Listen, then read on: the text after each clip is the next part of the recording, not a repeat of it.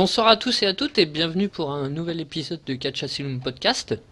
Donc ce soir on va revenir sur le dernier pay-per-view de la WWE, Hell in a Cell 2016. Et je suis Otaku-san et je suis en compagnie de Azeris. Salut. Dream. Salut. Et bien évidemment Gbaka. Désolé. Et donc, on va commencer par le commencement, donc par l'opener du pay-per-view, qui était un Hell in the Cell, pour nous mettre directement dans l'ambiance et dans le pay-per-view, entre Reigns et Rusev. Donc, on va laisser les dames commencer. Azeris, qu'est-ce que t'en as pensé? Le résultat, le match? Je peux en parler, mais je tiens d'abord à préciser que je ne l'ai pas regardé. Mais je peux en parler quand même. J'ai quand même une idée très précise sur ce match. Voilà, à toi de voir. Non, on va laisser plus les autres en parler. Et d'ailleurs, j'ai oublié le kick-off parce que, enfin, le pré-show parce que bon, personne d'habitude regarde, mais c'est vrai que Gbaka nous a dit qu'il avait regardé, donc on va revenir vite fait dessus. Donc on va parler du pré-show. Du coup, Azeris, on va rebondir. Tu l'as vu ou pas le kick-off? Oui. Ouais, je l'ai vu parce que il y en avait que pour même pas 10 minutes avec de la pub au milieu et que c'était quand même bien sympa. Et que moi, si tu me mets Gulak, Tony Nese et Aya Daivari dans une équipe, je suis heureuse. Donc j'étais bien. Le match, c'est un match, un tag team match type de la division Cruiserweight. Il n'a pas d'enjeu, c'est juste un moment fun, il y a plein de bonnes choses. Et Cédric Alexander a le tombé à la fin, donc voilà, que de quoi rendre les gens contents de démarrer. Un bon petit moment. Pas indispensable, mais voilà, vous passerez un bon moment si vous le regardez. Vous voulez rajouter quelque chose, les garçons? Ouais, moi j'ai bien aimé Tony Nese et contrairement à la vindicte populaire, je l'aime bien. Et sinon, pour moi, c'est le 3e meilleur match du pay-per-view. Voilà. Ah, quand même. Je sais pas si c'est positif ou pas. Et Dream, tu veux rajouter quelque chose? J'ai vu le résumé, ça avait l'air sympa et du coup je regrette de ne pas l'avoir vu tant que j'étais éveillé parce que j'ai livé le pay-per-view aussi. Voilà. Moi j'ai livé que le pré-show, je suis pas fou. Là, vous êtes bien peu courageux. Du coup on va passer donc un match à regarder, quoi, visionner, sympathique, et puis type Cruiserweight. Du coup on va revenir sur l'opener. Donc Azerif nous a dit tout le bien qu'a pensé de Reigns. Elle l'a pas dit, mais on le sait, et puis comme tu l'as pas regardé, avec Baka, Non, il a un effet de nausée sur moi. Je suis pas mal, quoi. Je suis désolée. Je peux pas. Je te garantis que à la fin du match, t'en aurais eu pour ton grade. mais j'ai lu ce qui a été écrit sur ce match, donc voilà, c'est bon. J'ai pas envie d'aller voir ça. J'aime trop Rusev pour ça. Et après, je suis désolée parce que je suis censée être la cible. La cible de Reigns, c'est moi, quoi. Je suis censée me rouler par terre avec les hormones en ébullition parce qu'il est beau. Eh ben non, ça me fait pas cet effet-là. Donc non, je peux pas. Et moi, ça me le fait. Merci de l'avoir fait, j'attendais. Et ça le fait aussi à Greg. Et je suis pas sûr en fait que le public visé par la WWE soit le bon, parce que Greg et Dream, bon, c'est pas Azeris et Ambrose. C'était bien évidemment une blague. Je tiens à le dire. Et donc, vas-y, Gbaka.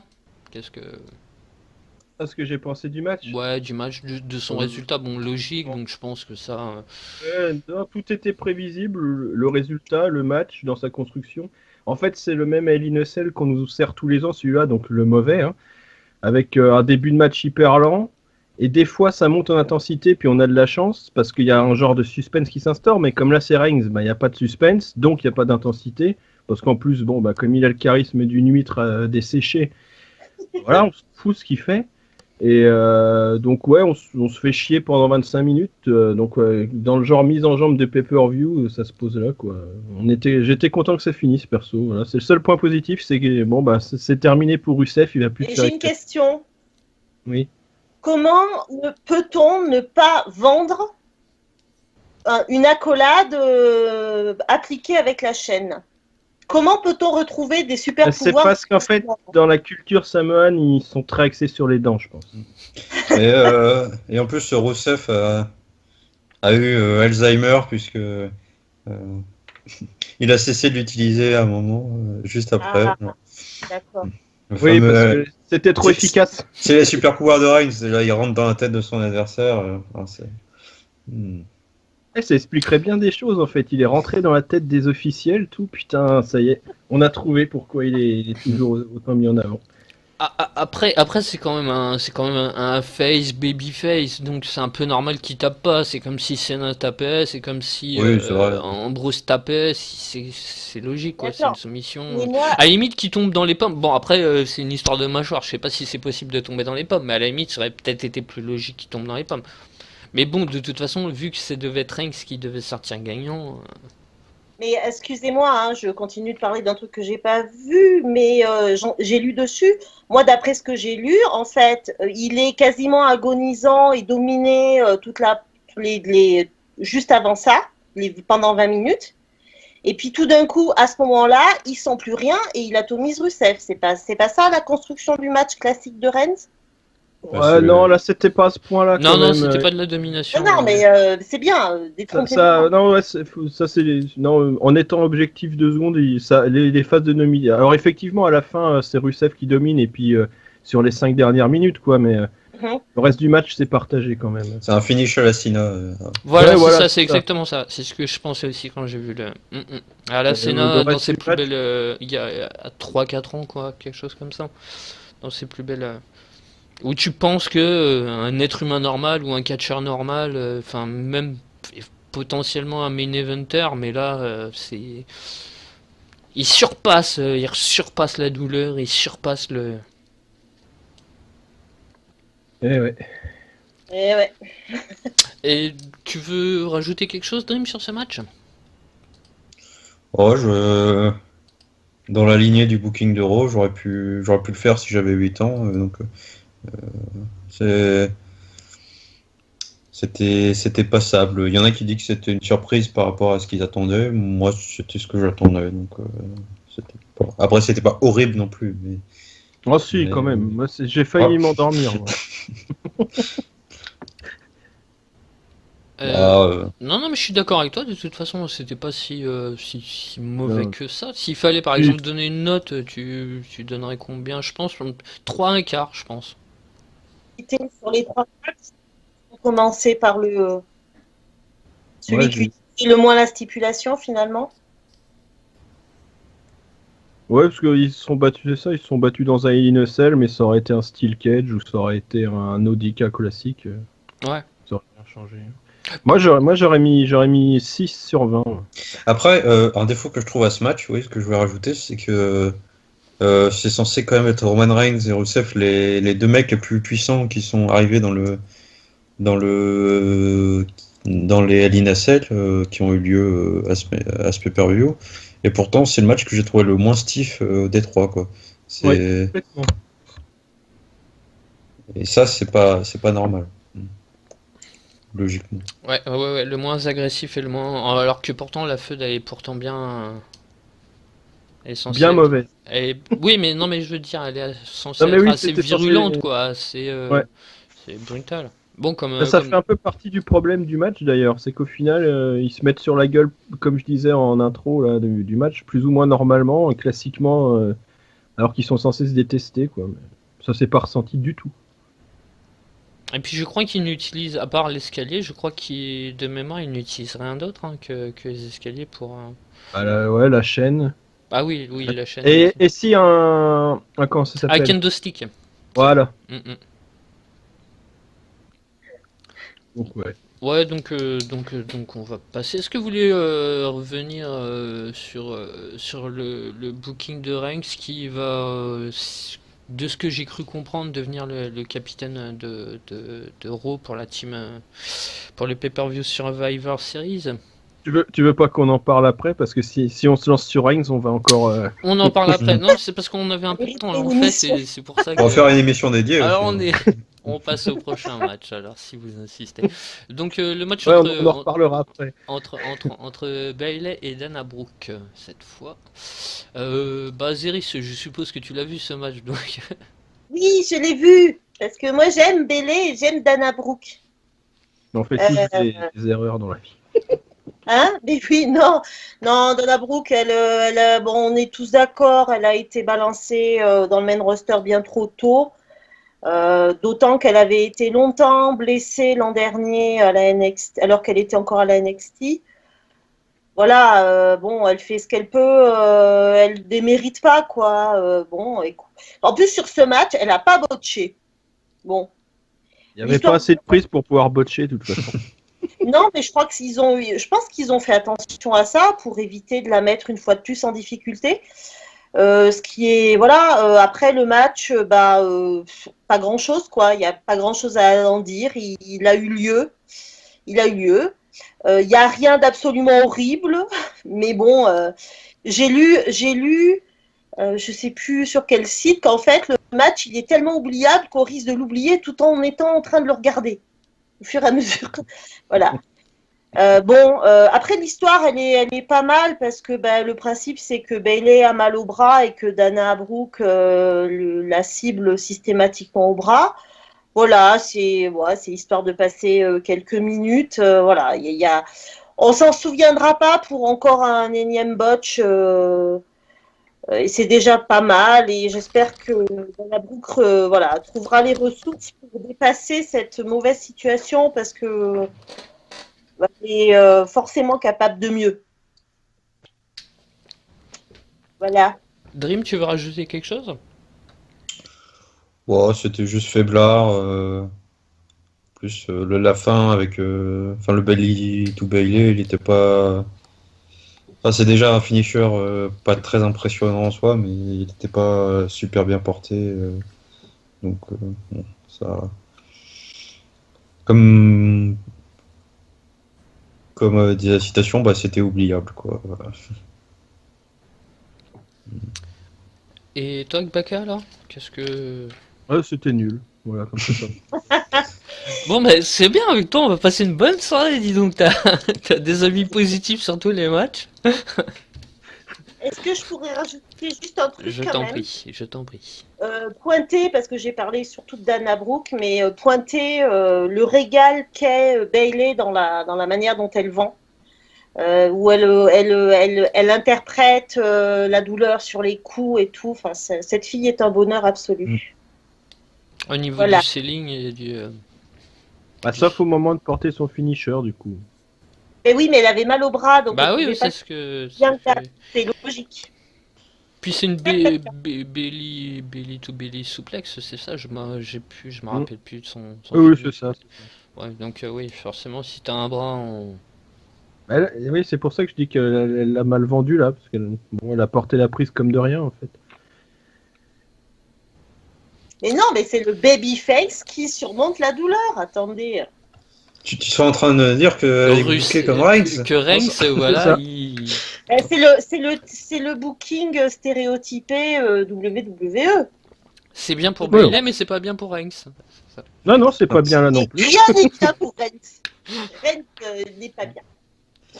Non, mais moi, ça m'a pas gêné. De toute façon, faut quand même l'avouer, on avait tous hâte que le match se termine. Au moins, il se finit. Non, après, sur son jeu in-ring, Bayley, c'est quand même le top. Je maintiens. Et juste une petite digression.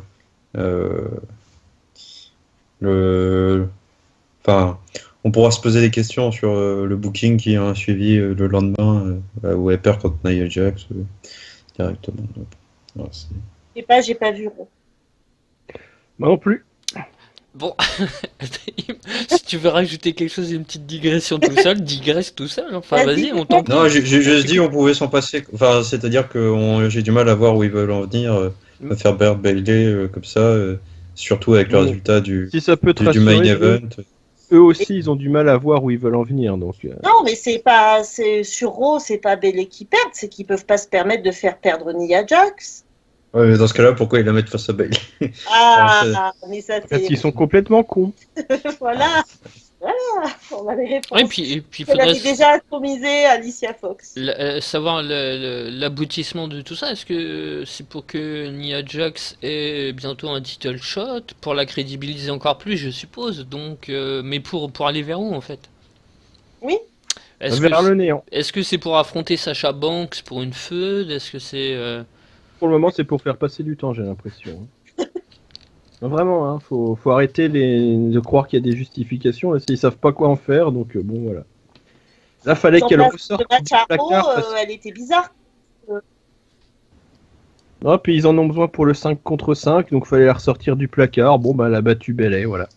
Ouais, Hop. mais après, si tu prends deux nénettes que tu veux mettre dans une équipe pour combattre SmackDown et que tu commences par les faire se battre l'une contre l'autre, je vois pas trop comment tu construis ton équipe. Mais bon, ça c'est bien. Ah oui, Ça, non mais regarde Ça, pas c'est les. du Stéphanie McMahon, c'est de la saine émulation. Et- Faut se dépasser d'abord ses coéquipiers pour après dépasser ses adversaires. Et se trahir pendant le match, tout ça. Enfin, bon. En Ambrose, fait, d'abord on s'entretue, après on essaie de tuer les autres. Voilà. Ambrose et Hadji seront ensemble. De l'autre côté, je crois que t'as Rollins, Owens et Ituji qui seront ensemble Rollins, aussi. il y est pas encore, je crois. Non. Bon, pas bah que alors officiel. Reigns, en tout cas, c'est pareil. Toi. De toute façon, avec Owens et donc bon, bah oui, c'est pareil. Tu mélanges des. Après, justement, est-ce que la rivalité, on va dire entre parenthèses, SmackDown, Raw va prendre le dessus sur leur propre rivalité individuelle? On peut également Ouais, l'imaginer. On peut imaginer qu'ils vont pas forcément faire le tag, que Hadji va pas forcément faire le tag à Ambrose, ce qui Ah, d'accord, parce que le prochain match entre AJ Styles et Ambrose, il est le 4 décembre. Donc évidemment, pendant pour l'histoire qui va mener à le Survivor Series, ils vont pas s'entendre, d'accord. Mais là, tu as une situation où on commence par dire ah ben les filles, on va vous mettre ensemble dans une équipe, mais vous allez commencer à avoir un match l'un contre l'autre. C'est pas la même chose.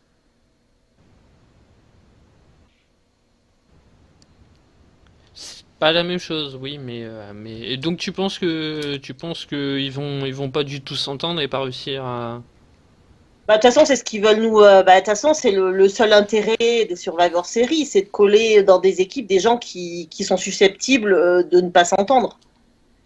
C'est ça qui va être marrant.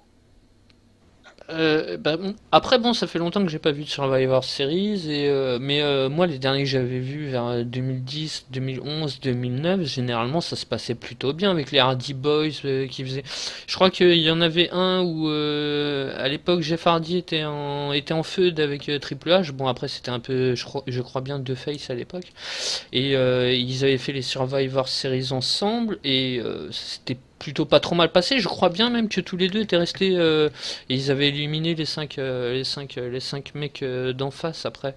Donc j'ai pas de souvenir de feu inter-équipe quoi.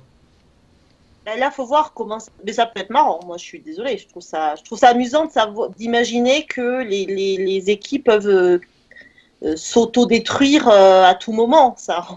Après, il y a quand même 3 semaines à remplir hein, d'ici là. Donc, il va falloir occuper les shows d'ici là et mettre.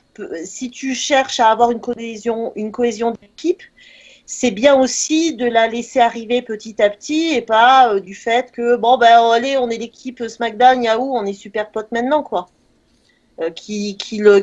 Qu'on les voit prendre sur eux, faire des efforts, je trouve ça intéressant aussi. Ouais, ouais, d'accord. Et du Voilà. coup, tu mettras en quelque sorte de côté les rivalités qu'il y a justement entre. Faites par gaffe, vous êtes en train de vachement digresser, les gars. Ouais, non, mais- J'avais dit petite. J'avais dit petite. Bon, on digresse plus. Peut-être qu'on en parlera dans le prochain podcast. Je fais un peu de teasing en plus. Hop, hop. Donc, on va revenir sur le pay-per-view de la WWE et puis on va donc revenir sur le match entre The Club, si on peut les appeler encore comme ça, donc Anderson et Gallows contre Enzo et Big Cass. Et allez Dream, qu'est-ce que t'as pensé du match, J'ai trouvé ça nul. du Voilà. résultat Ah non, pour le coup, je sais qu'il y a des gens qui l'ont trouvé passable, mais moi le résultat, j'ai envie de dire enfin une victoire du club, mais je sais même pas si ça rime encore à quelque chose. La promo d'avant-match d'Enzo et Big Cass c'était passable, et le match, c'est loin d'être le meilleur qu'on a eu des deux équipes, donc après je m'en souviens pas trop, mais c'est pas bon signe. Euh, mais honnêtement, si vous avez pas vu le pay-per-view, vous pouvez très bien zapper ce match sans souci. Voilà. Pour le coup, j'ai préféré l'autre tag team. Gbaka, tu veux réagir Non, je suis d'accord, c'était nul. J'ai failli m'endormir aussi, comme sur les matchs d'avant. Non, c'était mauvais. La promo d'avant-match, Luke Gallows, c'est une fille. Ouais, bon, ouais, ok, super. Le seul truc qui était pas mal amené, c'était le coup de Andy sur la chaussure. Bon, voilà, ça c'était sympa. Et non, le match aussitôt vu, aussitôt oublié. On sent même déjà que ça sert, le match il sert juste en fait, même si le club gagne, à mettre Big Cass en avant parce qu'il a presque gagné le match tout seul. Et puis bon, Enzo Amore revient pour le perdre, heureusement. Donc voilà, non, c'était pas bon. Aziris, quelque chose à rajouter? Et après le match, après le pay-per-view, il y a une courte interview d'Anderson et Gallows qui rappelle leurs nombreux exploits à la New Japan Pro Wrestling. Et j'ai eu un flash, je revois encore Carl Anderson gagner contre Shinsuke Nakamura au Climax en 2015 et j'ai juste envie de pleurer. Généralement, quand tu fais référence au passé, c'est pas bon signe. Voilà. Voilà, il avait fait un pétard de Climax l'an dernier, c'était... Voilà, bref. Bon, Climax, pour les qui est un tournoi à la NJPW, qui est le plus gros tournoi, en tout cas l'un des plus gros tournois japonais en juillet. en juillet. Ouais. Il y a le Global aussi, je crois que c'est le Global League de la Noah aussi qui est pas trop mal. Après, il s'est un peu appauvri ces dernières années. Parce qu'il y a moins de lutteurs étrangers, moins de big name, c'est plus. On digresse là. On Et on dit, fera mais pas on grand-chose, fera pas grand-chose, pas grand-chose. Et, et puis là on peut parce que bon ça va, on est dans les temps pour ce match. Ouais, Et ouais, donc rien à rajouter. Sinon, qu'est-ce que vous en avez pensé, Dream et Aziris, justement de la promo parce que en plus je voulais en parler. Gbaka avait bien fait de se tourner vers cette promo. Pareil, je pense exactement la même chose que lui. Bon, ça commence à être un peu ces promos un peu, on va dire plus que moyenne. Donc C'est moins lourd que celle du New Day, mais c'est pas terrible non plus. Voilà. On se heurte, comme souvent, au problème de la surexposition. Enzo et Cass, c'est génial à NXT parce que tu les vois pas chaque semaine. Et même si quand ils entrent, il y a le public live qui explose, à la télé, moi j'en peux plus de leur promo. Ouais, j'en peux plus. Et ça me nabre de me retrouver à ne plus apprécier des gens que j'appréciais avant, quoi. ça me rassure alors parce que quand j'ai entendu leur promo, j'ai fait encore une de leurs promos. Ouais. Tu souffles, Ouais, mais c'est ça. comme tu les La appelles. dernière qui était bonne, je crois que ça se fait plus d'un mois. Je me rappelle même plus quand c'était. Je crois que c'était avant un pay-per-view, peut-être même plus que ça, peut-être il y a 2 mois. Donc bon là, ouais. Trop c'est trop quoi. Puis bon, le coup du les méchants ils sont pas virils, machin. Ça fait Ouais, 15 oui, ans qu'on c'est vrai. l'entend. Bon, c'est bon, ça fait plus trop 2016 quoi. Le fond est nul et puis la forme est tout le temps identique. On a le même rythme, le même phrasé, les mêmes intonations, tout le temps. Tout Voilà, le temps. En fait, c'est un peu comme si c'était des légendes qui revenaient à chaque fois, en fait. Tu sais, qui vont ressortir le bonne vieille phrase, sauf qu'ils le font chaque semaine et c'est pas des légendes, quoi. Donc, au bout d'un moment, Et puis ça suit pas dans le ring en plus, donc bon. c'est sûr. On va maintenant passer au match d'après, qui était encore un match dans la cage, et cette fois c'était pour le titre Universal, avec le match entre Owens et Rollins, avec petite intervention, grosse intervention de Chris Jericho après que Kevin Owens ait malencontreusement mal utilisé un extincteur. Il a tout C'est très projeté drôle. dans la tête de l'arbitre qui n'était plus bien, et puis un autre arbitre est venu le secourir, l'a emmené en backstage, enfin a tenté de l'emmener en backstage, et puis Jericho s'est faufilé tel un renard et hop, a réussi à pénétrer dans cette cage qui a une chaîne. Donc Baka, qu'est-ce que t'as pensé de ce match, l'intervention de Rollins, la totale quoi. C'est le premier match, en fait, comme j'ai dit dans ce que j'ai écrit sur le forum, qui m'a fait J'ai arrêté de m'endormir, en fait. Parce que depuis le début, je luttais, putain, vas-y, résiste. Et là, ouais, là, c'est un super enchaînement où ils enchaînent chacun leur tour, Rollins et Owens, les coups de pied, et qui finit sur comment ça s'appelle? Une close line d'Owens portée sur Rollins qui m'a foutu dans le match et donc qui m'a réveillé. J'étais pas endormi, mais bon, mon cerveau était en mode off là, hein. Il y a des images défilaient, mais bon. Et là, du coup, ouais, ça m'a complètement mis dedans. Et après, voilà, plusieurs spots qui ont été impressionnants pendant le match. Et bon, l'intervention de Jericho, j'ai vu que ça avait gêné pas mal de monde, mais vu la feud, elle était obligatoire. Et moi, ça m'a pas gêné, mais en bon fanboy de Rollins, j'aurais préféré qu'il résiste un petit peu plus longtemps et surtout qu'il essaye à un moment, vu qu'il est censé être, on le vend comme l'architecte, tout ça, c'est censé être un lutteur intelligent. Bon, dans la mesure où on a tous vu que Jericho avait gardé les clés de la cage sur lui, je me suis dit, ah tiens, en plus, il nous le montre à l'image, ça veut dire qu'à un moment donné, Rollins, il va aller récupérer la clé pour foutre Jericho dehors. Et puis donner encore plus un côté épique au match, quoi. Et puis c'est jamais arrivé en fait.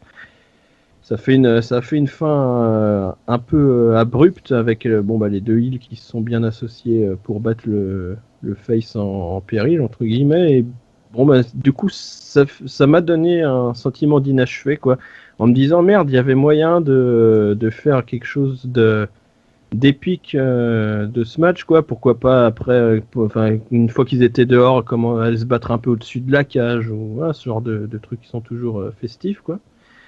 Puis c'est pas arrivé, donc du coup, je comprends que les gens aient dit ouais, Jericho il est arrivé trop tôt, puis il a gâché le match, parce que du coup, comme il n'y a pas eu le côté épique dans le booking, effectivement, vu comme ça partait bien quand les deux s'affrontaient tout seuls, on peut avoir des regrets par rapport à l'intervention.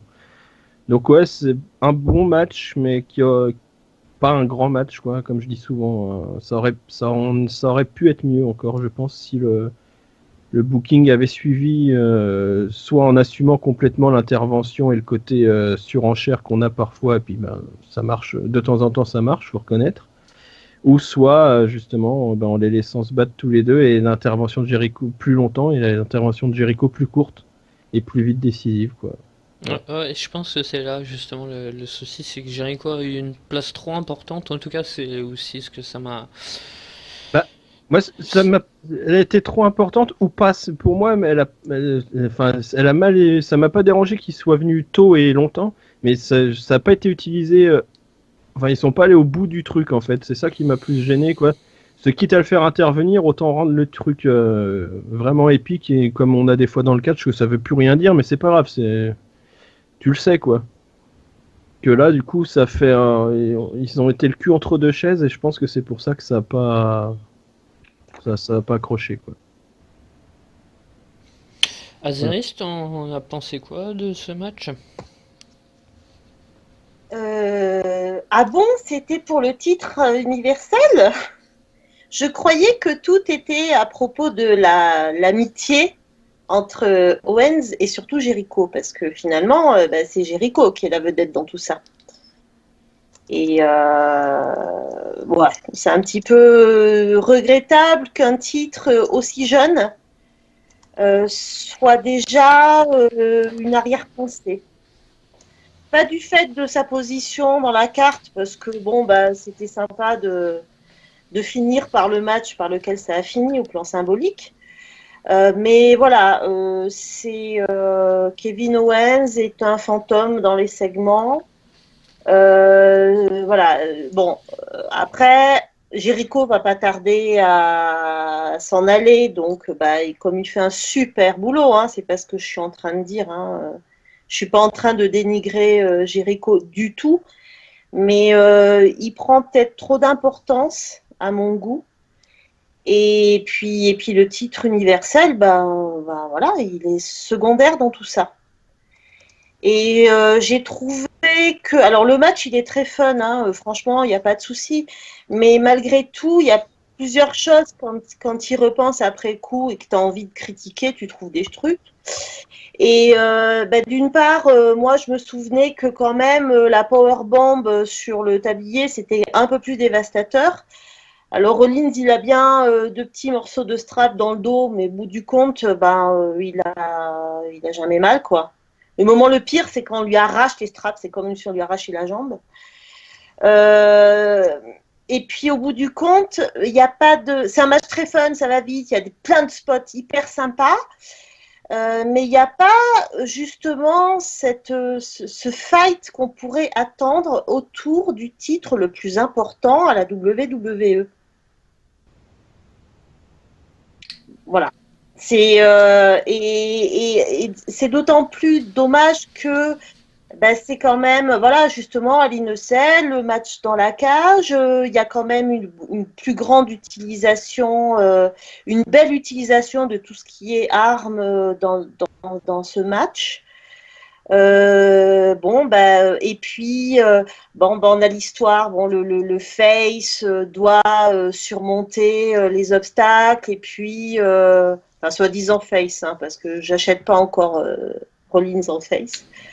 Mais non, mais voilà, il se retrouve à tout seul contre deux. C'est fun, il y a plein de trucs qui se passent, c'est marrant. Mais ça n'a pas l'importance qu'on aurait pu attendre. Bien que quand même, j'ai adoré la manière effectivement dont Jericho est introduit dans le truc avec l'autre qui se plante avec l'instincteur, c'était assez marrant. Mais bon voilà, ça déprécie quand même un peu le titre alors qu'il serait temps de mettre un peu le spot dessus, à mon avis. Ouais, donc c'était pas assez pour un match pour le titre, en fait, c'était pas assez. Tu t'attendais à plus, quoi. Non, puis je veux dire, Rollins, c'est bon, allez, je me prends ça. Non, je sens rien. Je mets un pédigré. Je prends ça. Non, je résiste. Allez, kick, re-kick. À un moment. Enfin, il fait plus de prises qu'Ambrose par match, lui. Hein. Mais non, c'est pas le. Ambrose, il passe beaucoup trop de temps à mon goût en train de se tenir le genou, mais ça c'est une autre histoire. Mais là, ouais, je sais pas. Moi, j'ai pas senti la haine qu'on serait en droit d'attendre dans ce type de match. Et après, c'était dû aussi à la construction avant, hein, puisque depuis que Triple H a choisi Kevin Owens, tout est à propos de Jericho. Donc je suppose qu'il va falloir attendre encore longtemps avant que le titre universel ne signifie véritablement quelque chose. Il faut juste attendre que Rollins passe à autre chose, parce que je suis d'accord avec toi sur le côté que le match manquait d'intérêt pour le titre en lui-même, parce que la feud est mal construite depuis le début, c'est ce qu'on disait déjà la dernière fois. Et effectivement, Rollins, il s'en fout d'Owens. Lui, il veut le titre, c'est plus pour faire chier Triple H et Stephanie, et puis voilà. Owens, c'est qu'un pantin dans leurs mains. Et effectivement, du duo Owens-Jericho, ben, depuis qu'il est champion, c'est Jericho qui a pris le dessus par son personnage. Et Owens, au final, il est là, mais bon, ben, voilà, vaguement, en fait, c'est devenu le pote de Jericho, et c'est plus rien d'autre. Et Donc, Jericho, c'est le porteur de la liste.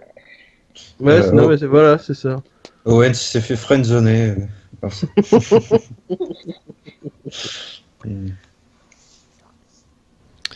Finalement, Owens, il lui est arrivé la même chose que Sami Zayn, mais il a le droit à plus d'exposition, quoi. C'est juste qu'il n'existe plus depuis qu'il a le titre.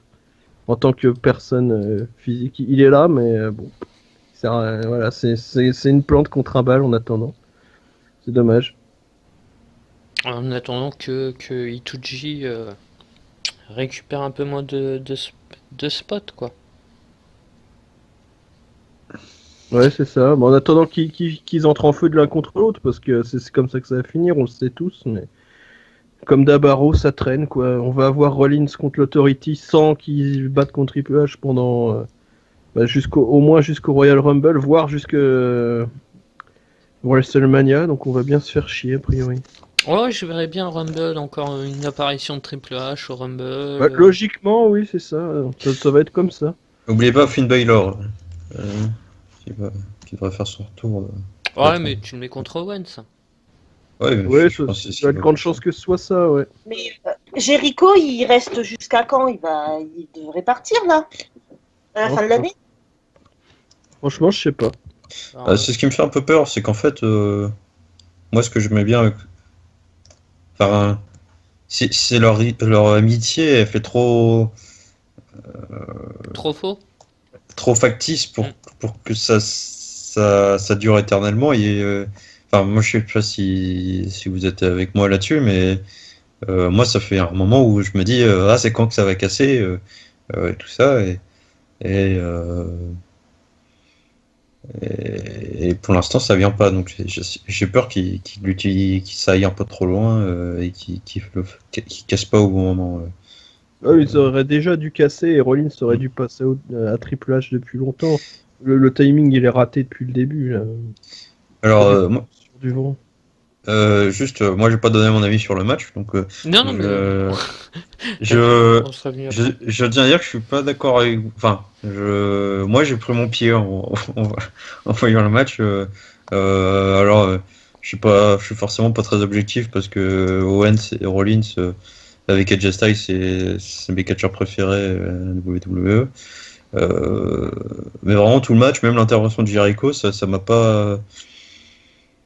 Ça m'a pas dérangé, loin de là, j'ai trouvé que c'était bien foutu. Et j'ai trouvé que Owens était pas booké de façon trop faible. Au début du match, il est assez dominant, mine de rien. Et Puis il se relève de la powerbomb à travers les deux tables. oui, quand même. il y a ce spot d'ailleurs qui est très impressionnant. Bien porté en plus. Parce que bon, avec les tables, c'est jamais. On pourra en reparler pour le Voilà, main event. pour le main event. Et même à la fin, je m'attendais à un finish en fourbe sur Rollins avec genre une distraction de Jericho ou je ne sais quoi. Mais finalement, ça a été, même si c'était pas évident, même si c'était très loin d'être clean, loin de là, vu le temps que ça a duré, le truc sur les deux chaises, ouais, moi ça. Franchement, j'ai bien été emballé. Le public aussi a l'air d'être emballé. Oui. Et ça m'a. Je suis vraiment rentré dans le match. C'est un match qui me. Dynamique, un peu violent, tout ça. Pour moi, c'est. Vraiment. Ouais, j'ai pris mon pied, quoi. Ouais, je mettrai pas dans les matchs de l'année, mais j'ai vraiment bien aimé, quoi. Et, mais c'est vrai que l'intervention de Jericho, même si j'ai bien aimé pendant le match, j'avoue que j'aimerais bien un match entre Rollins et Owens où les deux se donnent à fond pendant 25 minutes et qu'il n'y ait pas d'intervention autre. Enfin bon. Mais bon.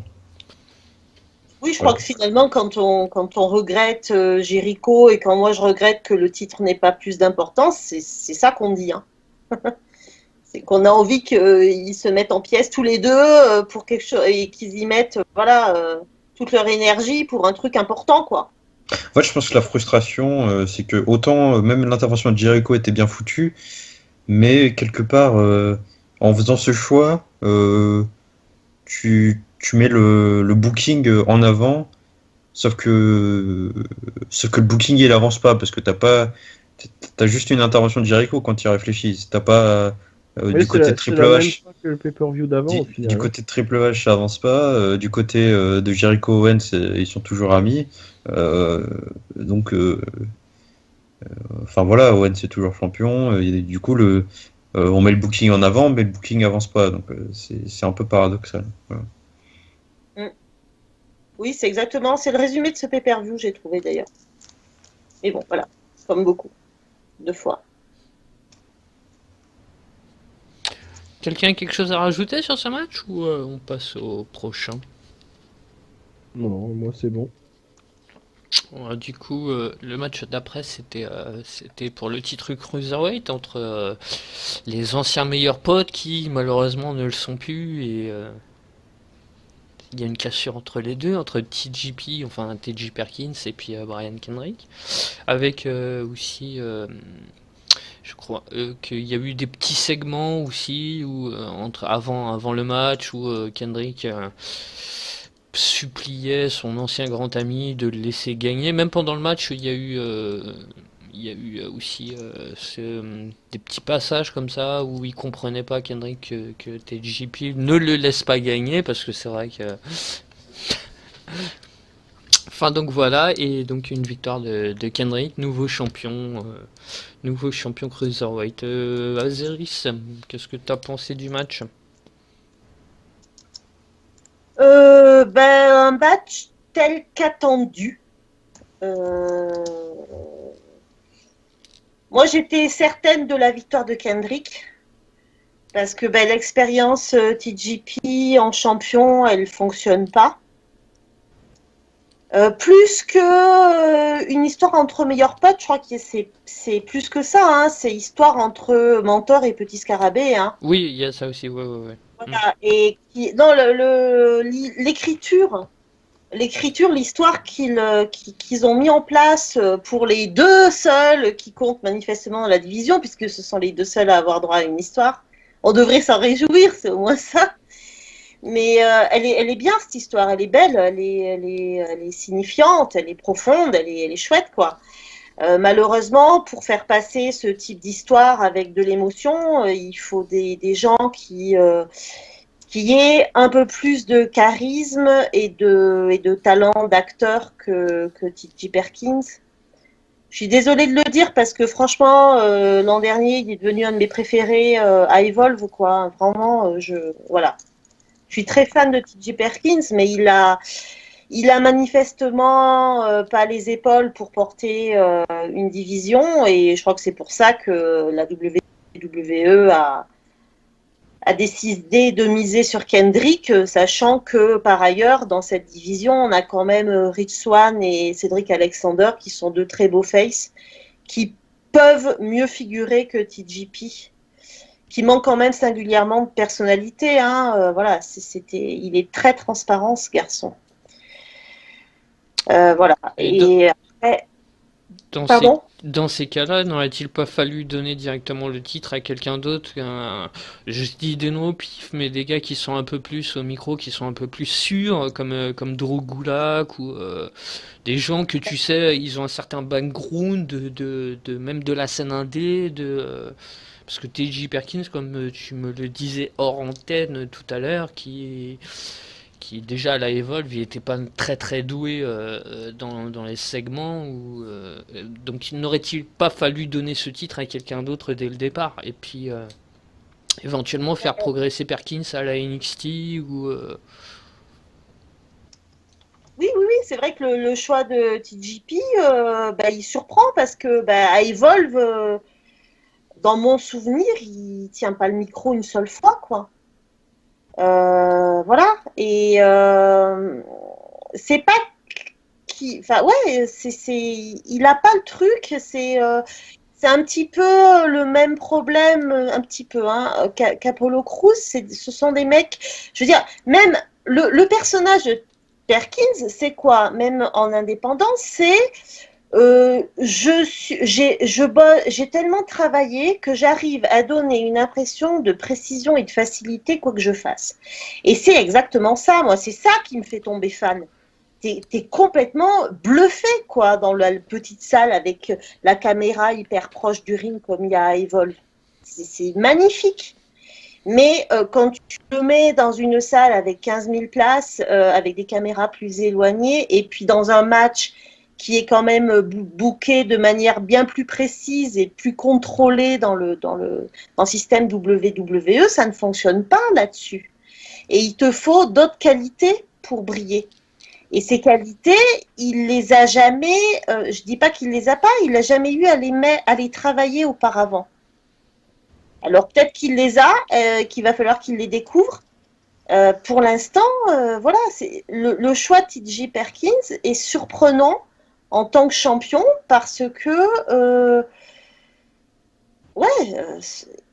en indépendant, il n'a jamais montré des capacités à faire ce genre de choses. Et, dans son run à la TNA, il est masqué.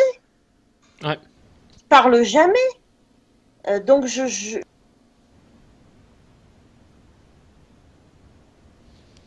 Azeris, t'es encore là?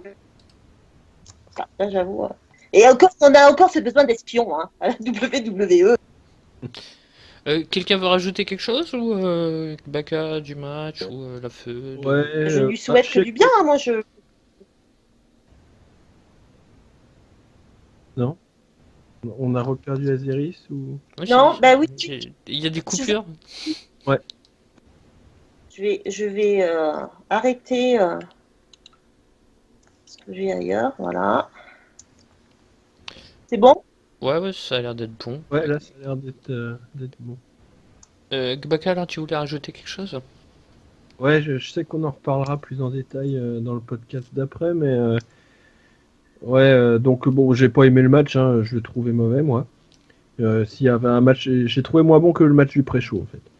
Et donc pour résumer mon avis vite fait par rapport à la division Cruiserweight, vu qu'on redétaillera plus tard, juste le fait qu'il puisse pas s'exprimer dans le ring, c'est une grosse connerie. Kendrick champion, c'est une grosse connerie. Et voilà. En très très résumé, je prendrai plus de temps pour en parler. Lors du prochain podcast, faut Voilà. teaser un peu. Et toi, Dream, tu voulais rajouter quelque chose ou tu t'en gardes un peu sous le pied pour le prochain podcast? Juste par rapport au match, Ouais. déjà, j'ai l'impression que c'était le moment du pay-per-view où le public était le plus éteint. On sortait du Hell in a Cell où le public était dedans et là, c'est retombé comme un soufflet. Du coup, le match était même gênant à voir, même s'il n'était pas non plus horrible.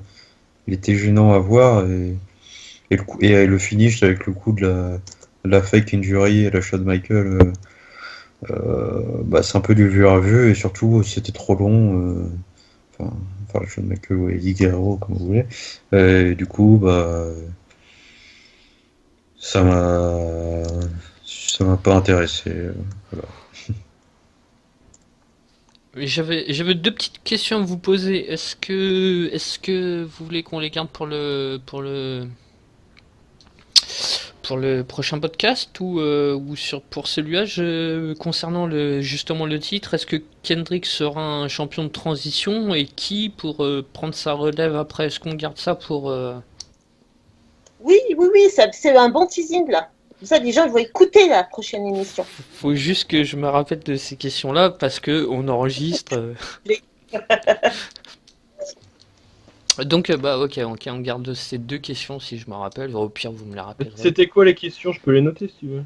C'était est-ce que Kendrick sera un champion de transition et qui pour prendre la place de Kendrick dans les semaines ou mois à venir? Si vous pensez que dans 6 mois ce sera encore lui, bon bah ça peut attendre peut-être de mettre quelqu'un plus over et puis sinon si c'est un champion de transition qui serait éventuellement apte à récupérer le titre dans les semaines semaines qui viennent, même si je pense que c'est quand même Non, je vais garder un peu sur le pied pour tout à l'heure. Ouais, ouais, on en reparlera tout à l'heure. Je voulais juste savoir. Je j'ai du pense qu'à mon avis, ça va être pour des mois et des mois, je pense. Parce que. Voilà. On gardera ça pour tout à l'heure. On va passer au prochain match, alors, du coup. Et on va parler du tag team match entre le New Day et Cesaro et Sheamus, l'équipe un peu, voilà, ils se font équipe par défaut pour ceux qui n'auraient pas tellement suivi, et donc il y en a toujours un qui est potentiellement heel et l'autre potentiellement face, même si j'ai l'impression qu'ils commencent un petit peu à se rapprocher, plus ou moins, on va dire. Et dans les New Day, euh, c'était c'est rare, hein, je crois, mais c'était Woods qui était à la place de Kofi Kingston. En fait, c'est Woods à chaque fois qu'ils doivent perdre le match. Mais ils l'ont gagné, donc Non, ils ont perdu le match par DK, Par mais disqualification. ils ont perdu le match.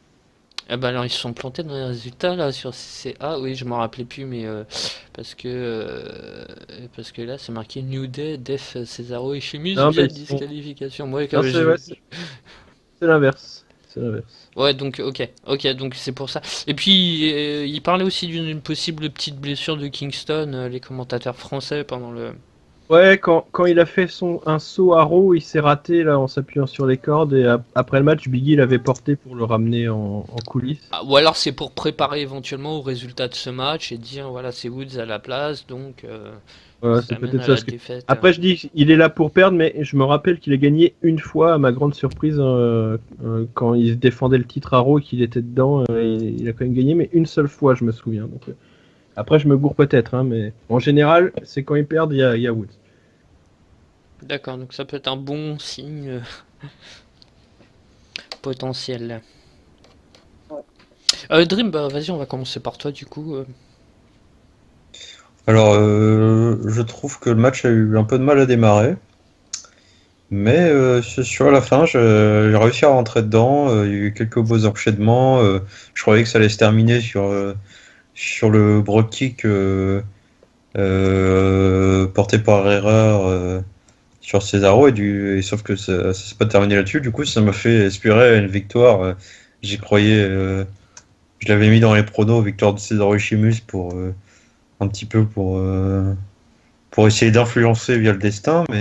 Euh, mais mais c'est pas arrivé.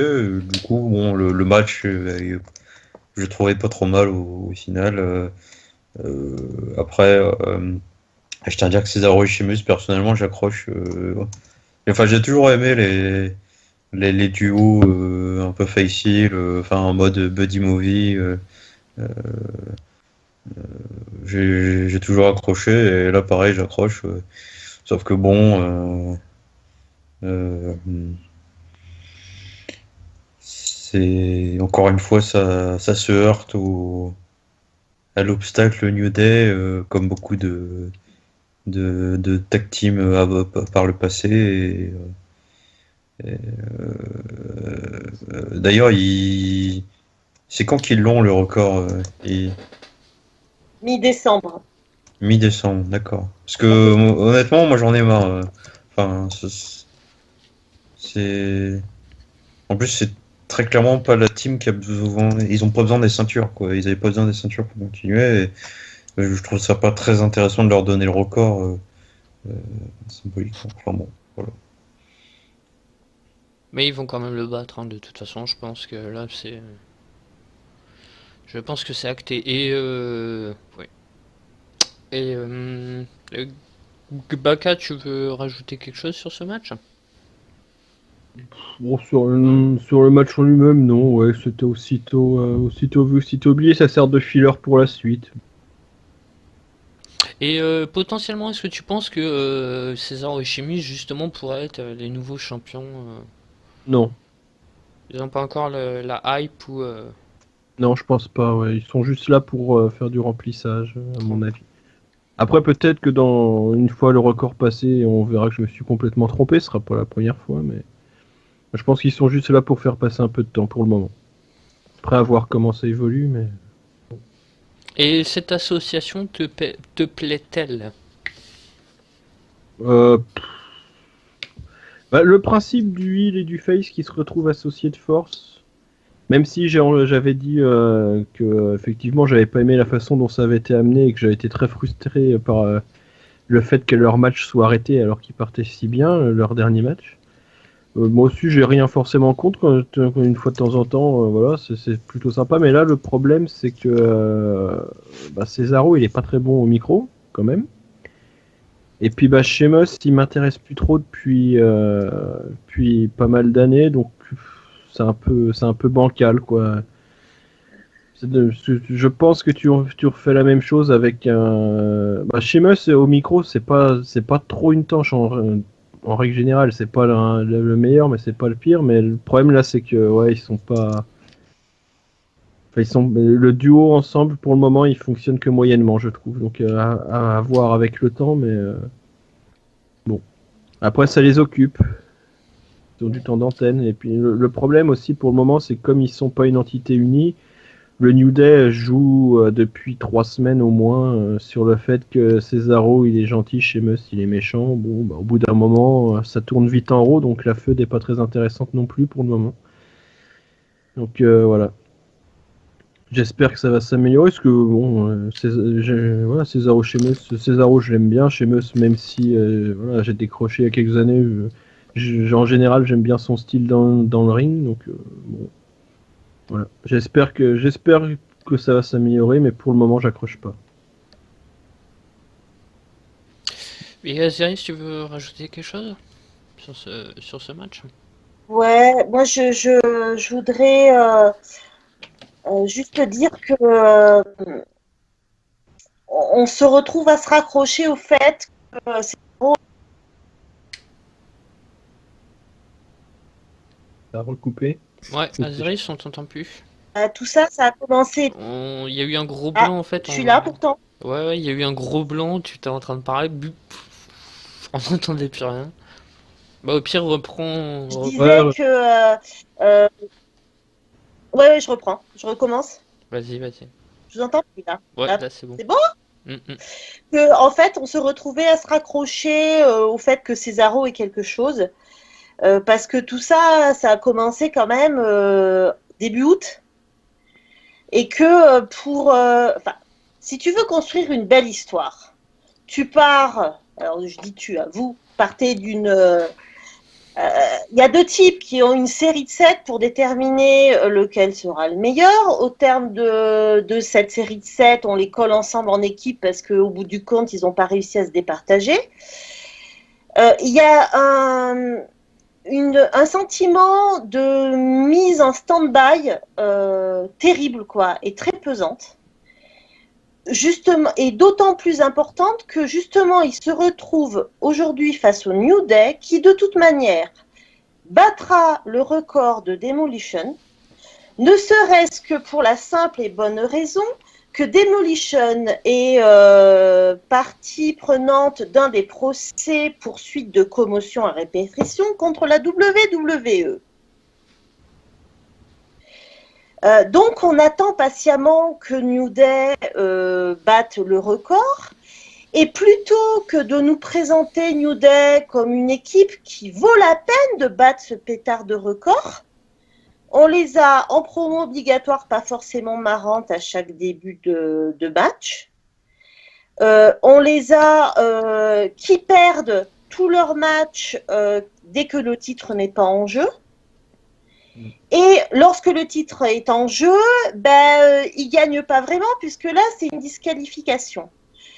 Et au lieu de nous présenter une équipe sympa dont on aurait envie qu'ils battent le record, parce que bon sang, ils sont pas seulement drôles, mais ils sont bons sur le ring. Puis voilà, là aussi, quel match de New Day a été fabuleux, de quel match on se souvient pour avoir été un match extraordinaire.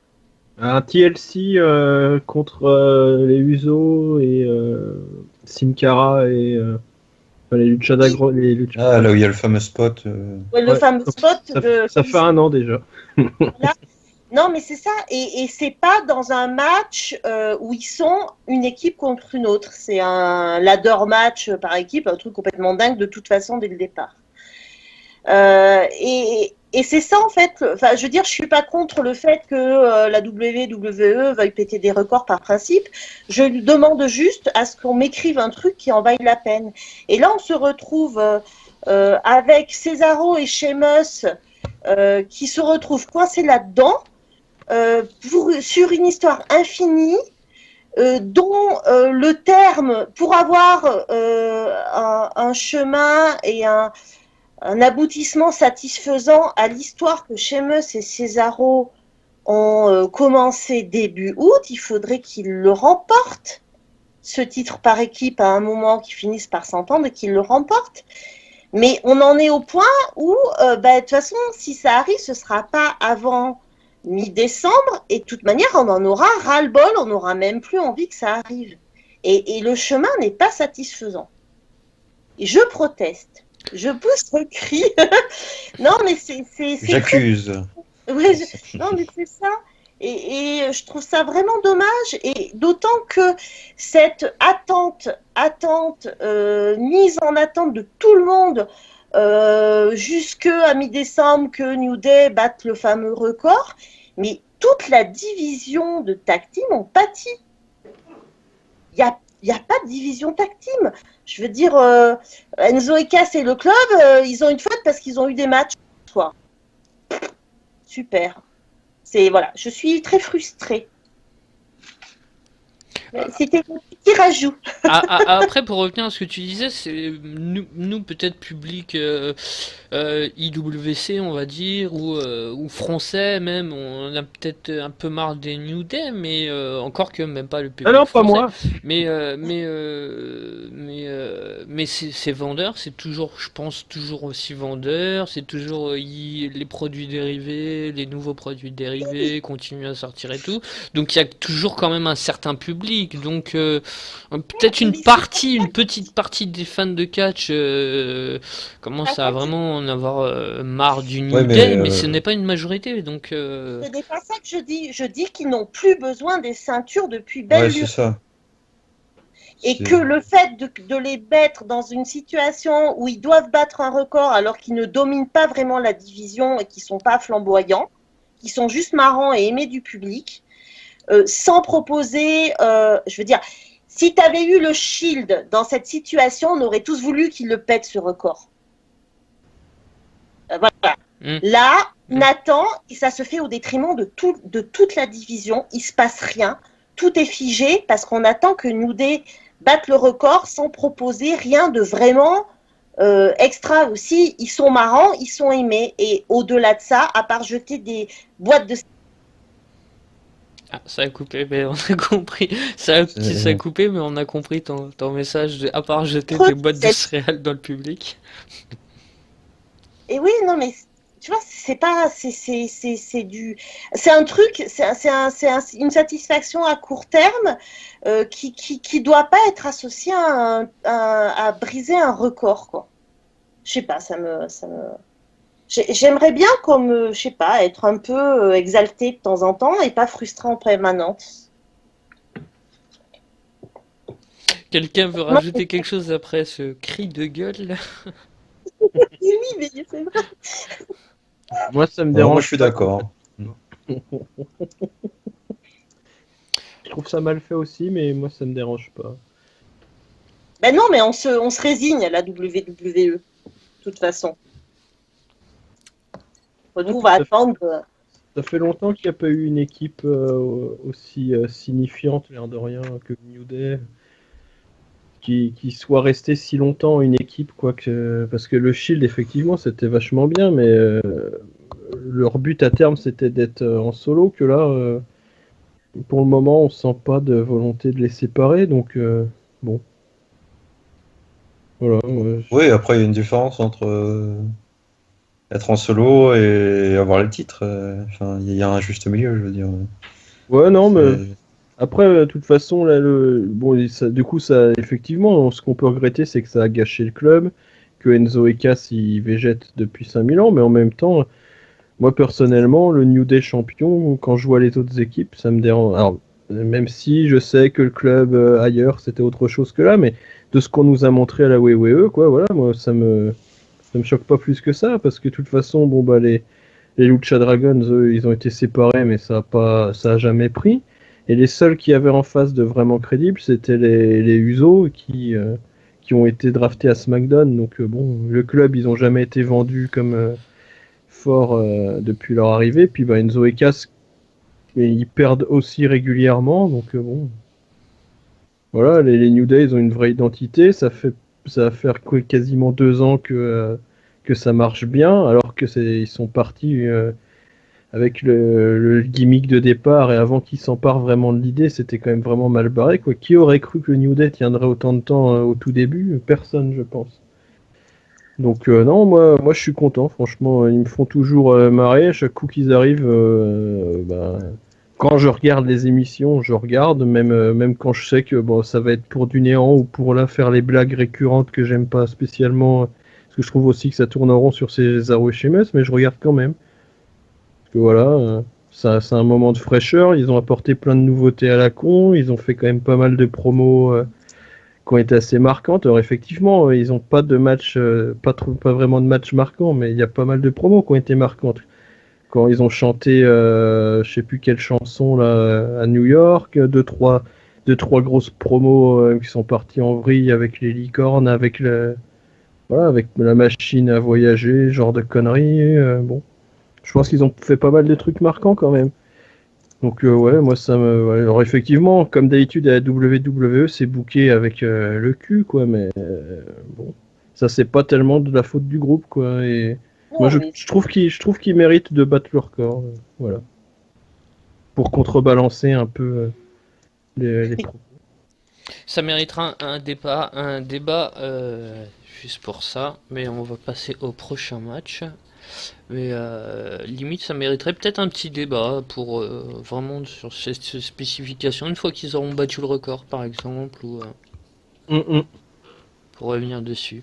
Bah, du coup, maintenant on va passer au main event qui était une première. Il y a eu plusieurs premières, hein, je crois bien. Est-ce que c'était pas la première fois que des filles s'affrontaient en main event de pay-per-view? Il me semble. Après, peut-être qu'à l'époque de Lita, contre Trish et compagnie, ou est-ce qu'il n'y en a pas déjà eu ça? Je regardais pas le catch à cette époque, mais je pense que c'était une première défi en main event. Personne pour me contredire, je suppose que c'était ouais, pas. ouais, Et, peut-être, ouais. et Je sais pas. défi dans une cage qui plus est, donc ça aussi dans une Hell in the Cell. Donc pas steel cage match, je crois que ça s'est déjà fait, et donc voilà, plusieurs premières, et puis avec la Women's Revolution, pas la Diva, la Women's Revolution. Euh, Dream, allez, à toi l'honneur d'ouvrir les. Ok, Qu'est-ce que t'as sacré pensé? match, sacré match en perspective. Déjà, il faut rappeler que bon, on part de très loin, que des matchs avec des armes concernant les filles, on n'en a jamais. Pour elles, c'était une grande première, que ce soit le main event, que ce soit le Hell in a Cell, les armes et tout ça. Donc, il faut rappeler quand même qu'elles avaient quand même une pression énorme sur, sur leurs épaules. Et, et donc le match commence avec cette powerbomb sur la table et on nous fait croire là, au forfait de Sacha par la suite, bon, avec une repompe assez criante du Taker Foley, même si le spot était quand même beaucoup moins impressionnant. Et donc selon moi, déjà là, je sais pas ce que vous en pensez, mais personnellement, je trouve qu'ils en ont trop fait. Certes, c'était impressionnant, mais et- est-ce que on devait, est-ce qu'on devait attendre autant? Je me pose la question.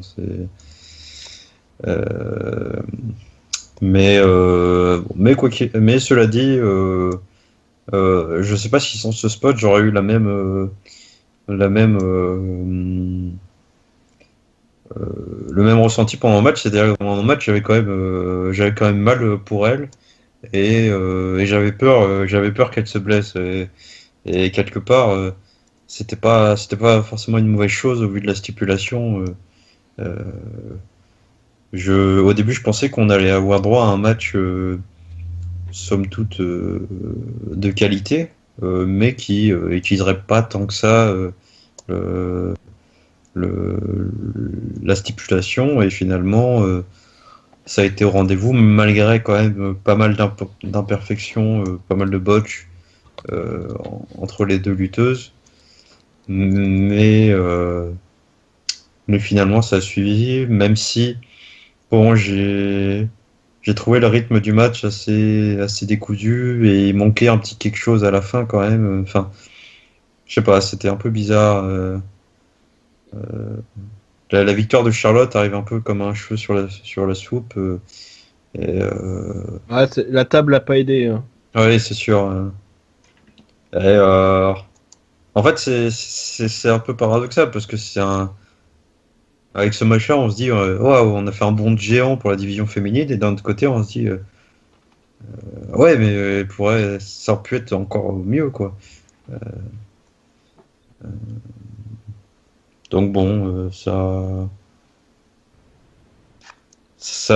augure quand même vraiment du bon pour la suite, même si on peut discuter de la fin, de la construction du match et aussi des quelques ratés qu'elles ont fait.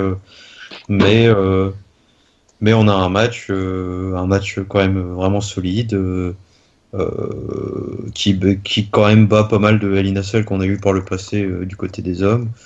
Et, euh, et du coup, on attend avec impatience des stipulations un peu plus classiques, mais tout de même inédites pour la division féminine. C'est d'ailleurs des ladder match et des no disqualification match. Bref, ça augure du bon pour la suite, même si c'était pas non plus le match de l'année. Voilà. D'ailleurs, je crois que c'est toi qui parlais de stiffitude. J'invente un mot là, le stiff, enfin stiff quoi, qui trouvait que c'était pas assez stiff. J'ai trouvé que ce match-là, justement, c'était le plus stiff des trois dans les Ah, je suis matchs au d'accord. cage. Donc, ouais, t'es d'accord aussi, hein. Et ça a donné pas mal un peu de dramaturgie avec toute cette histoire au début où tu pensais que c'était fini. Et d'ailleurs, je sais pas si vous l'avez regardé en français ou pas, mais Ajus et Shiro qui vivaient le match en direct ont aussi énormément contribué à ça en dramaturgeant. Oh mince, c'est la fin du match. Le match n'a même pas commencé. La cloche n'a même pas sonné. Elle pourra pas défendre son titre et tout. Enfin, il y a eu beaucoup de dramaturgie par rapport à ce début. Avec les ambulanciers et tout ça. Ouais, ils l'ont fait aussi en VO Ah, pendant un petit moment. Ouais. et ça a apporté quand même une petite touche dramaturgique en tout cas, moi personnellement, j'ai apprécié. Mais après voilà, c'est chacun son. Aziris, tu veux rajouter quelque chose concernant ce match? Ouais, non, enfin, au plan in-ring, effectivement, j'y ai trouvé le jeu in-ring que j'attendais, en fait, l'intensité, la haine, le désir de gagner qui m'a manqué dans le Owens, j'allais dire Jericho Rollins. Après, enfin, je suis prête à accepter une certaine dramaturgie si l'histoire fait que le gentil l'emporte à la fin. Et j'ai pas compris. Je ne comprendrai, je comprends pas cette victoire de Charlotte.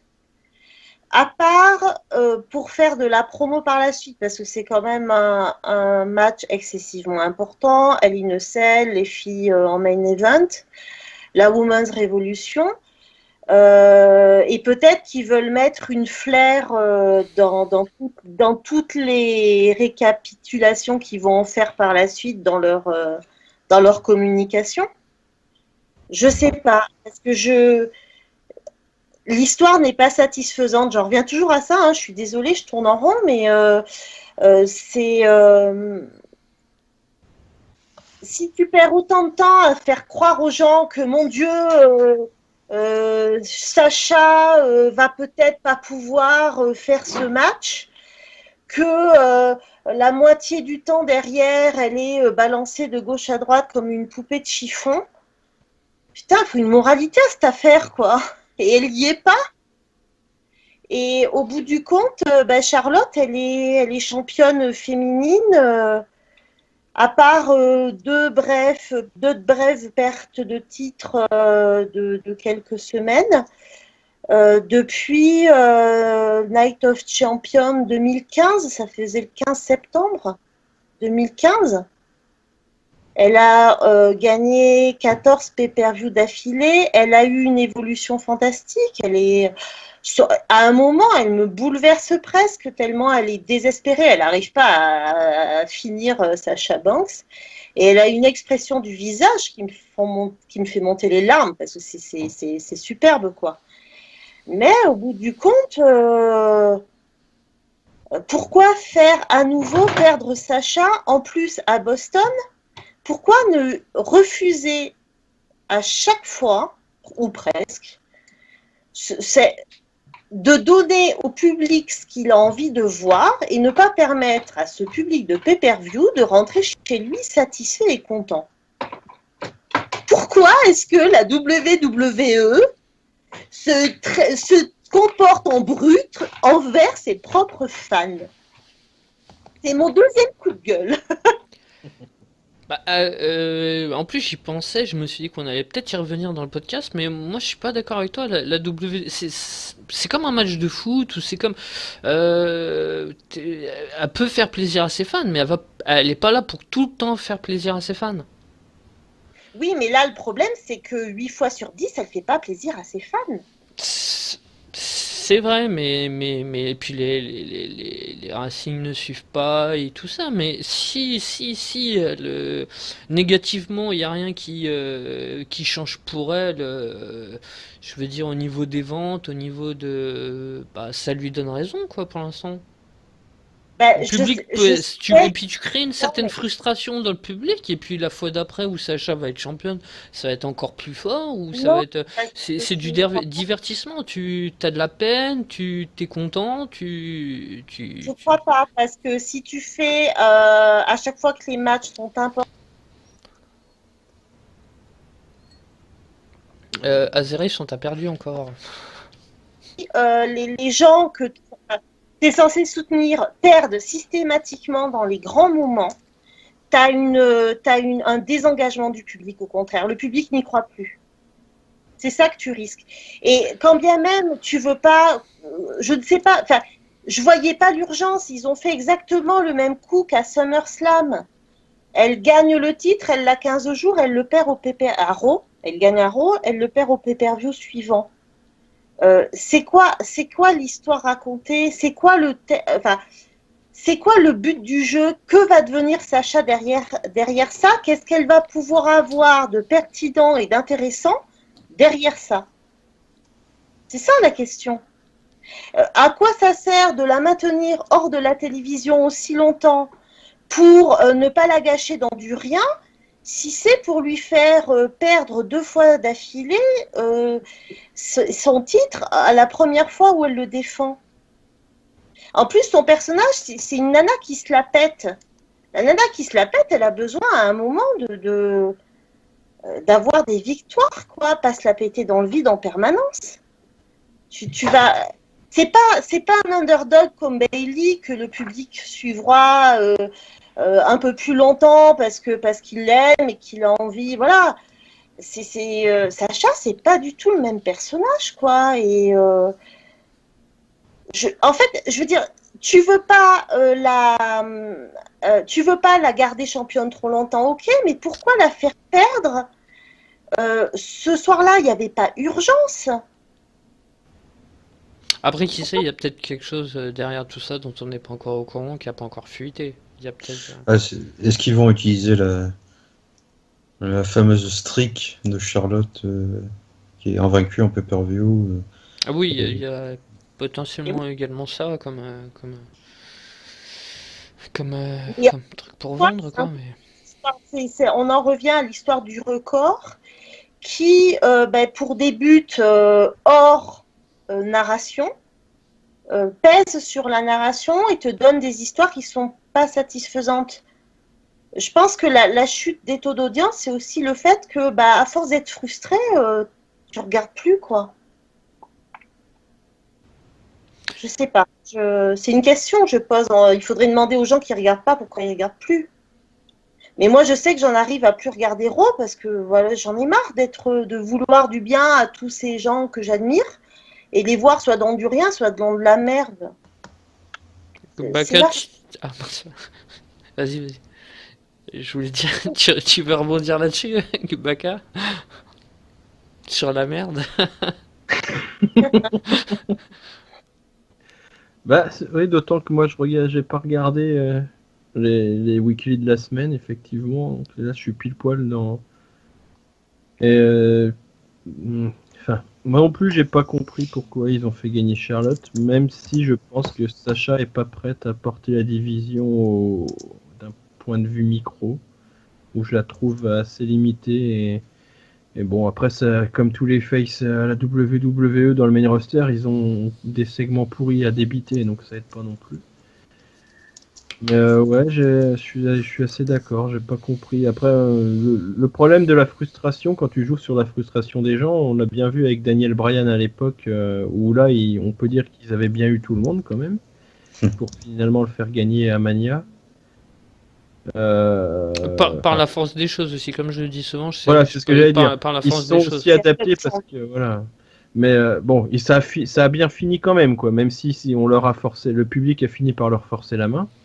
Le problème de la frustration, c'est que tant qu'il y a une bonne histoire, tu peux éventuellement continuer à t'intéresser. Mais là, le problème, c'est qu'il y a la frustration et une mauvaise histoire en règle générale, hein.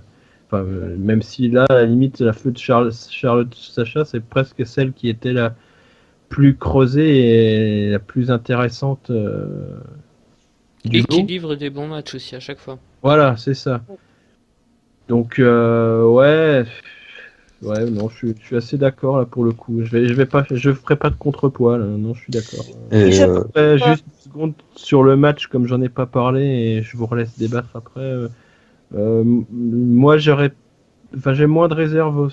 C'est pareil, j'ai trouvé le match bon.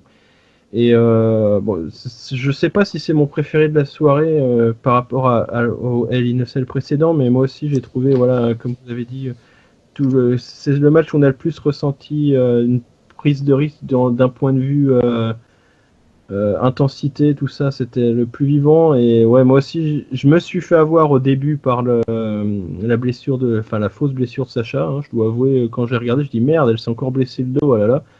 Puis bon, bien sûr, quand ça a trop duré, comme tout le monde, j'ai compris, ah oui, non, ok, elle va revenir. Et bon, et effectivement, c'était un poil trop long. Et c'est le seul truc qu'on peut regretter. Sinon, je pense voilà, elles ont réussi leur coup, quoi. On leur a laissé pour une fois le main event et c'était bien. Par contre, je sais pas si on a vu Sacha ou pas à Raw le lendemain. Alors, est-ce qu'elle s'est pas réellement un peu blessée et est-ce que elle traîne pas sa fameuse blessure au dos qui se serait peut-être pas si bien soignée que ça et que du coup elle soit obligée de nouveau de s'arrêter. Et Ouais, c'est mais pour ça qu'on a redonné le titre à ne veux Charlotte. pas quelqu'un dans un match pareil s'il y a voilà, pas Ah oui, mais après, est-ce qu'elle aurait pas menti, elle, aux officiels aussi, sur la gravité de sa blessure ou machin, tu sais Non, Non, je non, pense ça va qu'elle s'est mieux. refaite le lendemain. Bon. bon, Juste une petite aparté, ils m'ont fait de la peine, hein. Comme je le disais sur le forum, les ambulanciers m'ont fait de la peine. C'était l'équipe des 3 O, et pas 0, c'est O, de de la Chikara, donc Shane Matthews et Scott Parker, et donc ça s'est vu directement qu'ils n'étaient pas des ambulanciers, quoi, parce que ils ont mal mis comment ça s'appelle La Minerve. ouais, la Minerve et tout, Ouais. enfin, C'était assez épique, j'avoue, le fait qu'ils aient laissé le fil dans la Minerve. Ouais, ça c'était, ouais, le Cap TV, c'était quelque chose. Hein, Ouais, c'était beau, quoi. ils m'ont fait de la peine. En tout cas, moi, je voudrais revenir brièvement sur le cas Daniel Bryan. Le cas Daniel Bryan, il est très particulier, c'est un peu miraculeux. Je ne pense pas que même Sasha Banks bénéficiera du soutien du public aussi longtemps. Ah bah non, elle a pas. C'était juste pour faire une comparaison. Non, mais tu vois, regarde Ambrose, ce qui lui est arrivé après 2 ans de booking merdique.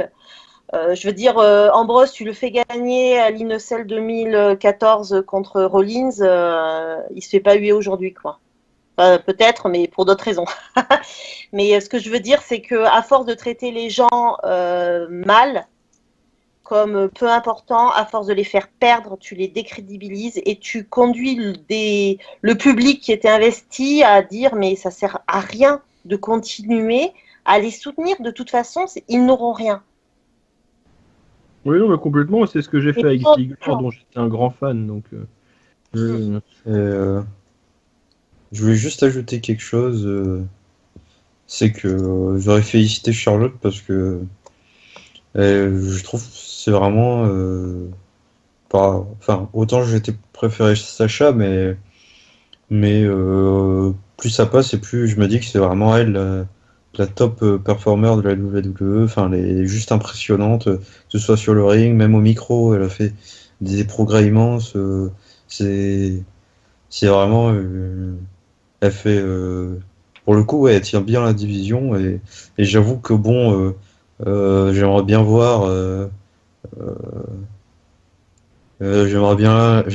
voir. Enfin, je pense pas que ça pourra se faire. Enfin, ça pourra se faire un jour, mais on n'en est pas encore là. Mais j'aimerais bien la voir face à Asuka, Ouais.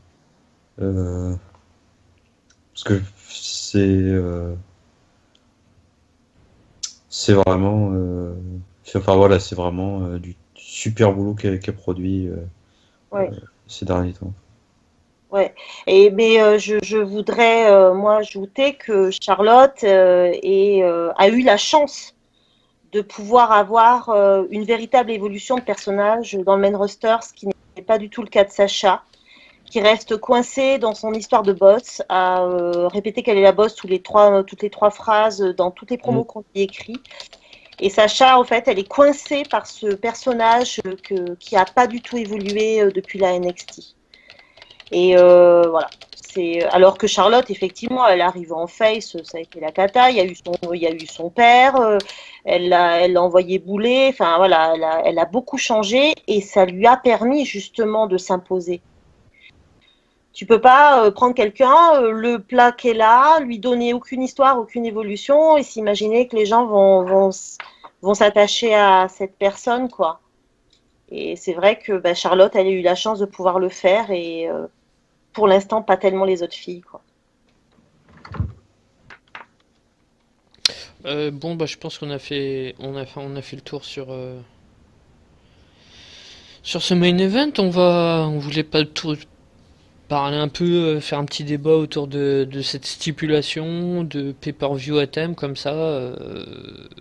Ce que vous en pensez? Est-ce qu'il a lieu d'être? Est-ce que, même si comme je le disais en off, pour moi, en tout cas les matchs qui ont été choisis, c'était plutôt justifié, même si ça aurait été mieux que ce soit des fins de feud pour avoir un gros. Bon, après, je suis pas forcément pour les pay-per-view à thème, hein, mais je veux dire pour ce pay-per-view là à thème, t'étais obligé de choisir des matchs. Bon, les matchs ils étaient plutôt bien choisis, même si j'aurais préféré qu'une ou deux feux prennent fin tout de suite, mais bon, c'est pas le cas. Fallait utiliser les stipus de ce pay-per-view, donc voilà quoi. Mais Baka, quel est ton avis justement sur les bah, je vais être le mec qui tranche vachement pas du tout. J'ai envie de dire ça dépend.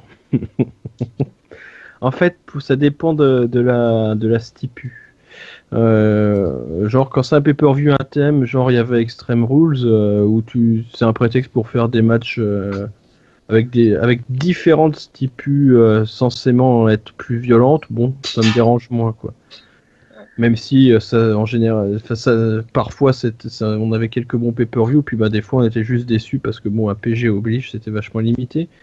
Mais genre par exemple TLC, c'est un pay-per-view à thème qui marche très bien tous les ans. On a toujours au moins un grand match à la fin de l'année comme ça grâce à ce pay-per-view. Donc c'est la preuve que ça peut marcher. Mais Hell in a Cell, par rapport à la Stipu, je trouve qu'elle se prête moins bien à intervenir en milieu de match, comme par exemple en milieu de feud, pardon, comme par exemple un ladder match ou même un tables match ou ce genre de trucs qui sont un peu moins brutaux et bon, qui peuvent permettre de changer, d'éviter de faire que des singles match et puis de passer un cap supplémentaire sans entrer dans les gros matchs. Que Hell in a Cell, ça fait partie de ces stipus comme les I Quit match ou les Iron Man match qu'on devrait avoir vraiment très très rarement. Enfin, de grosses feux d'hyper personnels où les mecs en ont plus rien à foutre et veulent se mettre sur. Par exemple, celle du Taker Lesnar, même si j'adhérais pas spécialement à la feu de tout ça et que bon, bah, Lesnar, mais il était plutôt justifié quoi. Ou même le yak à Mania, voilà, entre Triple H et le Taker, ça paraissait justifié aussi. Que là, le problème, c'est que bon, on fait la stipu parce que le pay-per-view s'appelle comme ça. Et même si effectivement ça tombait pas si mal parce que on peut peut-être penser que Charlotte Sacha c'est fini, mais c'est pas sûr. Et pour Rusev Reigns, bon c'est fini, même si la feud était pour moi toute moisie, ils méritaient pas ça, mais comme ils veulent mettre en avant, j'allais dire Rusev, quelle erreur. Reigns, on sent le truc que moi j'aurais préféré qu'il soit mis en avant. Quoi. Là le lapsus est vraiment révélateur. Que donc ils veulent absolument mettre Reigns en avant, qui est d'ailleurs le seul face à avoir gagné son match dans la cage, hein, comme par hasard. Quelle coïncidence! Voilà. Je me rappelle Donc, le dernier pay-per-view spécial. Non, c'était quoi? Oui, c'était le dernier. C'était quoi le pay-per-view? Il était le seul à avoir gagné de manière vraiment nette. Ouais, Night of non, aussi Oui. Night of Champions. Si, c'était Night of Champions. Clash Donc, of Champions. ouais, Clash, ouais. ouais, voilà, c'est ça, Clash of Le Champions. truc subtil, mais que bon, bah, au bout d'un moment, on remarque quand même. Hein. Ouais, c'est ça. C'est ça. Et donc, ouais, du coup, voilà, avec Hell in a Cell, je trouve que ça se prête pas bien au jeu, mais voilà, c'est du fait de la stipu qui mériterait pour moi, surtout vu que eux-mêmes disent que c'est l'enfer sur Terre, nanani, nanana, la structure. Bon, ils disent la même chose quand ils sortent l'Elimination Chamber, mais voilà, on nous vend ça comme un événement hyper spécial, hyper rare, et puis bon, bah là, allez, on en met 3, on en a rien à foutre. C'est la fête au village, quoi. Voilà. Il devrait peut-être varier du coup, parce que tu donnais en exemple TLC, ou même je rajouterais un peu Extreme Rules, qui parfois Ouais, il y qui a des marchait matchs pas sympas. mal. souvent. Mais le problème Mm. c'est de ces pay-per-views, c'est que c'est à thème, mais tu peux avoir plusieurs thèmes. Par exemple TLC, Voilà, tu peux avoir un c'est ça. table, un ladder, ça varie un peu. Bon, les chair match, mais bon, généralement les chair match, Oui, c'est de la merde. et j'osais pas le dire. Et Extreme Rules, c'est pareil, tu peux avoir des Extreme Rules, tu peux avoir enfin plusieurs stipus comme ça, des Ouais, Last Man ou des. Je me rappelle d'un Sheamus Bryan en 2 out of 3 Falls là, qui était super par exemple à Ah, Extreme je Rules. pensais que tu parlais de celui du WrestleMania. Ah oui, qui était super. C'est super cool. Euh, et trêve de plaisanterie. Non, bah alors peut-être la chose quoi, ou peut-être Ouais, tout pour à fait. un, tu Si- rajoutes si on- des armes accrochées ou. Non mais c'est ça, si on mettait rien que au lieu de Hell in a Cell, mais un thème genre d'enfermement. Cage, Donc ouais. déjà tu peux mettre bon bah le problème c'est que tu peux pas mettre la cage avec le Hell in a Cell, ça tient pas dans la salle, c'est ça qui est dommage. Mais, Ah, quoi que si, mais ça pourrait faudrait peut-être pouvoir- tenir hein, sur. Parce qu'il y en a une ouverte, une fermée, il y en a une qui est plus grande que l'autre. Si, Oui, ça pourrait remarque, tenir en ouais. hauteur, ça pourrait peut-être tenir. Là- Bon, après, ça doit être compliqué, la gestion et tout ça, ça doit être un peu. Ouais, c'est ça, je pense que ça me paraît compliqué à mettre en place et tout. C'est ça qui colle pas. Mais Mais ouais, à la limite avec des styles cage match, mais c'est parce que c'est moins important, pourquoi pas. Mais ouais, et puis on fait un thème sur l'enfermement avec un style cage match, un stretcher match, même si c'est toujours tout pourri. Mais bon, bah ils sont passés l'un à l'autre, puis tu trouves un peu de variation autour de ce thème-là. Un Texas, comment ça s'appelle déjà? Celui où t'es accroché avec la corde là? Oui, voilà, mais où t'essayes d'inventer des nouveaux trucs, je sais pas, les mecs ils sont enfermés dans une chambre au début du combat et puis machin, il faut enfermer l'autre dans la chambre dans la chambre de l'adversaire pour gagner des conneries quoi, peu importe. T'essayes des trucs, mais Hell in a Cell, ouais, non, enfin, ça marche pas pour Hell in a Cell en tout cas, voilà. Ouais, varier, ou alors éventuellement varier les Voilà, c'est stipulations, ça, quoi, essayer trouver de d'autres varier un peu choses. les. Tu voulais rajouter quelque chose, Azeris, sur ce petit. Bah non, tout pareil. Tout pareil, t'es d'accord, hein, rien rajouter. Bon Bah bah non. on note. On note. Bon bah on va vous laisser. Dream a dû s'absenter. Donc il vous dit au revoir. Il vous dit merde parce qu'il est pas très poli en fait. Il part comme ça sans rien dire. Non mais Ouais. bon, je pense qu'il est parti se nourrir, je suppose. Et on l'envie d'ailleurs, hein. Donc on va vous laisser et puis bah surtout n'hésitez pas à venir vous inscrire sur le forum, à venir vous inscrire pour participer. Tout le monde est tout Ah le ouais, monde. juste 2 secondes, je te coupe du coup pour l'actu avant, mais vraiment vite fait. Le concours de popularité, faut vraiment pas hésiter à y participer. Voilà. C'est juste pour dire ça de, tu vois, Oh, deux oh, bah secondes. les gens participent, j'ai l'impression quand même. Oui, ça marche pas mal, mais et s'il y a des gens qui veulent ramener du monde pour qui donnent leur avis, et s'ils ont contacté avec des anciens, juste qu'ils viennent se reconnecter au site pour ça, faut pas hésiter, quoi. Même si c'est juste pour rien poster, mais juste participer au concours de popularité. Parce que plus il y a de monde qui participe, plus c'est représentatif. Et donc bah voilà, bah sur ce on va vous laisser sur ce mot de la fin. Donc bye à tous et puis toujours un petit mot de la fin. Si vous croisez dans la rue E2G, soyez gentil avec lui pour pas être sur sa liste. Ou alors tabassez-le pour que Owens puisse à nouveau être au centre de l'attention. Ouais, Allez, c'est bien. salut! Salut! Salut!